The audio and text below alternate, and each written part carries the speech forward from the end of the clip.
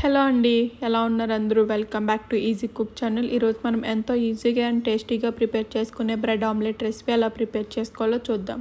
Time లేనప్పుడు, ఏ breakfast చేయాలో అని తోచినప్పుడు ఇలా క్విక్గా ఈజీగా 5 మినిట్స్లో ఈ బ్రెడ్ ఆమ్లెట్ ప్రిపేర్ చేసి చూడండి, చాలా బాగుంటుంది. దీనికోసం నేను ఇక్కడ 4 గుడ్లు తీసుకుంటున్నానండి. దీంట్లోనే మీడియం సైజ్ ఉల్లిపాయ చిన్న ముక్కలుగా తరుక్కుని యాడ్ చేసుకోండి.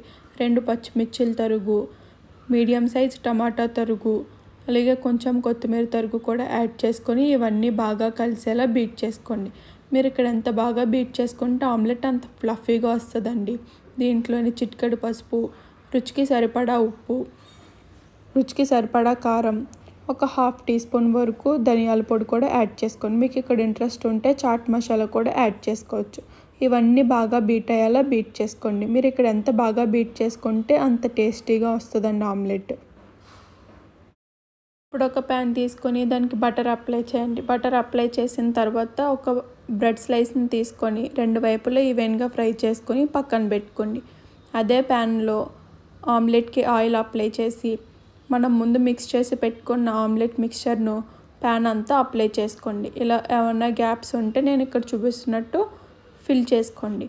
దీనిపైన మనం ముందుగా ఫ్రై చేసి పెట్టుకున్న బ్రెడ్ ముక్కను యాడ్ చేసి ఇలా ఆమ్లెట్ మిక్చర్లో డిప్ చేసి తిప్పి పెట్టండి. ఇలా పైన ఏమైనా గ్యాప్స్ ఉంటే మళ్ళీ ఫిల్ చేసుకోండి.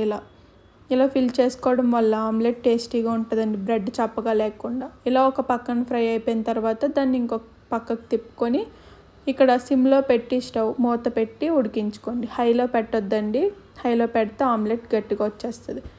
ఇలా ఉడికిన తర్వాత తీసి సర్వ్ చేసుకోవడమే.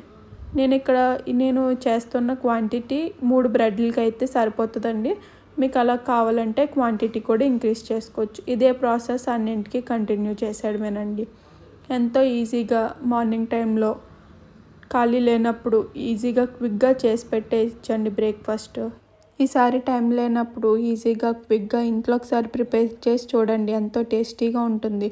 పిల్లలు కూడా ఈజీగా ఇష్టంగా తినేస్తారు. Thank you for watching and subscribe to my channel.